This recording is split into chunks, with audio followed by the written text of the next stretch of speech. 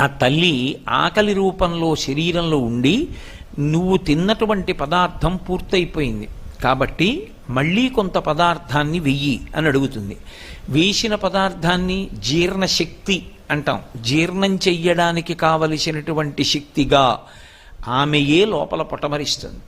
ఒకడికి ఉపన్యాస శక్తిగా, ఒకరికి పాట పాడే శక్తిగా, ఒకరి యందు ఒక మంచి వాద్యాన్ని మ్రోగించగలిగినటువంటి శక్తిగా, ఒకరి యందు కార్యాన్ని దక్షతతో నిర్వహించగలిగినటువంటి శక్తిగా ఆవిడ ప్రచోదనమవుతుంది. ప్రచోదనమై ఆమె ఆయన చేత ఆ కార్యాన్ని సాధింపచేసి ఆయన ఆ కార్యాన్ని సాధించాడు అనేటటువంటి కీర్తిని కట్టపెడుతుంది. అందుకే యశస్విని అని పేరు.